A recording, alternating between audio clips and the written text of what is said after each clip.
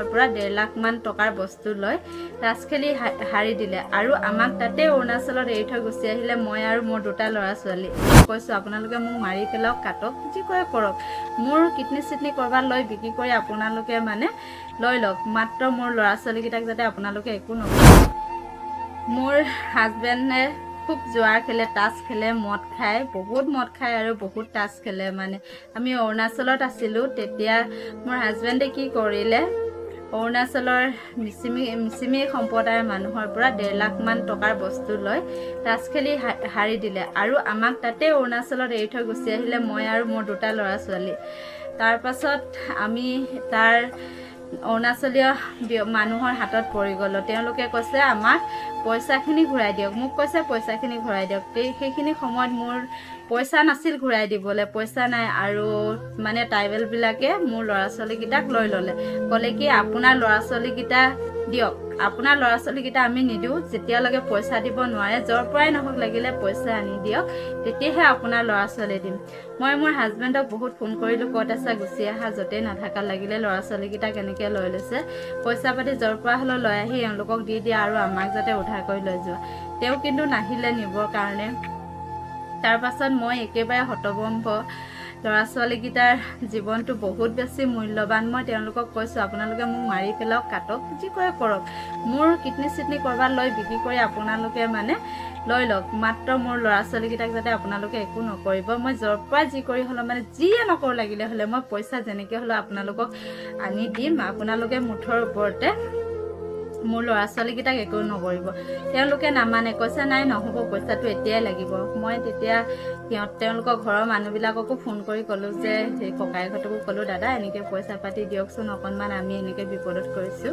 তেতিয়া চবৰে phone switch off হৈ গ'ল, কোনেও আমাক সহায় সহযোগিতা নকৰিলে। আমি অৰুণাচলত একেবাৰে কোনো নাই, ট্ৰাইবেল মানুহৰ কবলত পৰি গ'লোঁ ল'ৰা ছোৱালী 2টাক লৈ। মই কান্দি কুটি পাগল হৈ গৈছোঁ, ক'ত যাম এতিয়া, চাৰিওফালে যেন অন্ধকাৰ, মৃত্যু। সেইদিনা মানে আমাৰ একদম মৃত্যু। অৰুণাচলীয় মানুহবিলাক বহুত বেছি বেয়া, তেওঁলোকে মানুহ মাৰিম ক'লে মাৰি পেলাই, কাটিম ক'লে কাটি পেলাই। তাৰপাছত আমাৰ মানে একদম ইমানেই বেয়া এটা কণ্ডিশ্যন আমাৰ লাইফত, আমাৰ জীৱনত মানে বহুত বেয়া এটা পৰিস্থিতি আৰু, য'ৰ পৰা আমি ওলাই যাবৰ কাৰণে ৰাস্তা নাই।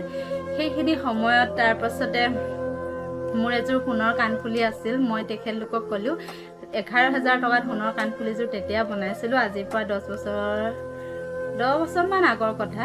সোণৰ কাণফুলিযোৰ ক'লোঁ যে এযোৰ লওক, আৰু আমাৰ ৰুমৰ মানে চাবিটো দিলোঁ, আমাৰ ভিতৰত যি যি বস্তু আছে সেই সকলোখিনি বস্তু লৈ ল'ব, লৈ কিমান টকা হ'ল আৰু তাতকৈ দিব লগা থাকিলে মই ঘৰত ফোন কৰিছোঁ আৰু 2 ঘণ্টামান পাছত আপোনালোকক বস্তুখিনি দিম। তেওঁলোকে মোৰ হাতৰ পৰা আমাৰ ৰুমৰ চাবিটো লৈ গ'ল আৰু তেওঁলোকে যাওঁতে তাত এজন মানুহ উপস্থিত হ'ল। তেওঁ আছিলে অৰুণাচলীয় মানুহ, ট্ৰাইবেল মানুহ, মানে তেওঁ আছিল ট্ৰাইবেল মানুহ, অৰুণাচলৰ মানুহ, মিচিমি মানুহ।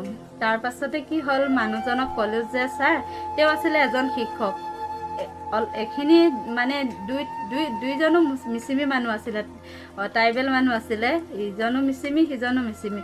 যিজনে আমাৰ পৰা পইচা পাব আছিলে তেওঁ মিচিমি, কিন্তু ইমান নিৰ্দয়, ইমান হৃদয়হীন, মোৰ হাতৰ পৰা মোৰ ল'ৰা ছোৱালীকেইটা কাঢ়ি লৈ লৈছে। মই ইমান ভৰিত ধৰি কান্দিছোঁ, নাই তেওঁলোকে এৰি নিদিয়ে।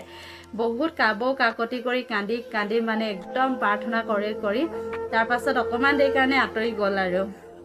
সেইখিনি সময়তে তাত আকৌ এজন মানে মিচিমি মানুহ উপস্থিত হ'ল, তেওঁ শিক্ষক, তেওঁক এদিন কেতিয়াবা লগ পাইছিলোঁ। তাৰপাছত ক'লোঁ যে মই ছাৰ এনেকুৱা তেনেকুৱা সমস্যা হৈছে, এতিয়া আমাৰ উপায় নাই, আপুনি মানে সহায় বিচৰা নাছিলোঁ, মাত্ৰ মই কান্দি আছিলোঁ। তেখেতে সুধিলে কি হ'ল, ক'লোঁ এনেকুৱা তেনেকুৱা।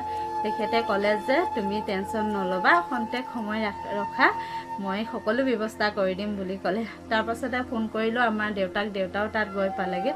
মানুহজনে লগে লগে এখন গাড়ী বন্দবস্ত কৰি দিলে আমাক আৰু আমি ঘৰলৈ গুচি আহিলোঁ। তেতিয়া মোৰ লগত এটকাও পইচা নাছিলে, কিন্তু মানুহজনে কমেও 3-4 হাজাৰমান টকা লাগিলে আমি ঘৰ পাওঁতে। গাড়ী এখন ৰিজাৰ্ভ কৰি গধূলি সন্ধিয়া সময়ৰ কথা তেখেতে ঘৰলৈ পঠিয়াই দিলে আৰু আমি মানে কোনো সমস্যা নোহোৱাকৈ ঘৰ আহি পালোঁ।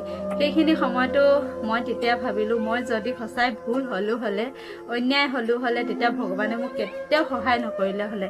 কিন্তু সেনেকুৱা এটা দুখৰ সময়ত তেনেকুৱা এটা বিপদৰ সময়ত এজন মানুহে যেতিয়া কোনো স্বাৰ্থ নথকাকৈ আমাক ঘৰলৈ পঠাইছে, নিশ্চয় ভগৱান তেওঁৰ ৰূপতে আহি আমাক সহায় কৰি দিলে। আৰু সেই মানুহজনৰ কাৰণে আজি আমি সুস্থ শৰীৰে এনেকৈ আছোঁ। আপোনালোকৰ আগত দেখিবলৈ পাইছে আমাক ল'ৰা ছোৱালীকেইটাও বৰ্তমান সুস্থ আছে সেই মানুহজনৰ কাৰণে। নহ'লে সেইদিনা আমাৰ জীৱনলৈ একদম কাল অমানিশা নামি আহিছিলে হাজবেণ্ডৰ কাৰণে। সময়খিনিতো মই সেইখিনি সময়তো মানে যেতিয়া মই সহায় পালোঁ, তেতিয়া ভাবিলোঁ সঁচাকৈ ভগৱান এই পৃথিৱীত আছে। নহ'লে কোনো মানুহে সেইখিনি পৰিস্থিতি বহুত মানুহ দেখিছোঁ তেনেকৈ অৰুণাচলত বহুত মানুহে মানে অৰুণাচলীয়া মানুহৰ হাতত মাৰ খাইছে, কাট খাইছে, ঘাপ খাইছে, বহুত খাইছে, কিন্তু আমি বাচি আহিলোঁ, আমি ঘৰ আহি পালোঁ। আৰু অৰুণাচলত যদি থাকিলোঁ হ'লে আজি মোৰ জীৱনটো এইখিনি পৰ্যায়ত কেতিয়াও নাপালে হ'লে। আজি বহুত আজি মই ক'বলৈ পাৰোঁ যে আগৰ জীৱনটোতকৈ এতিয়া মই বহুত এটা উচ্চ খাপত জীয়াই আছোঁ। এতিয়া মোৰ জীৱনটোত বহুত বেছি ভাল নহ'লেও একেবাৰে বেয়াও নহয় যে, কিন্তু সেই দিনবোৰ বেয়া দিনবোৰ অহাৰ মূলতে আছিলে আজিৰ ভাল সময়খিনি। যিয়ে নহওক লাগিলে আজি ছোৱালীজনীৰো ভাল, ল'ৰাটোৰো ভাল, সিহঁতে পঢ়িছে শুনিছে, শিক্ষা দীক্ষাটো সিহঁতো ভাল। সেইখিনি ক্ষেত্ৰত মই ভগৱানক বহুত বিশ্বাস কৰোঁ। আৰু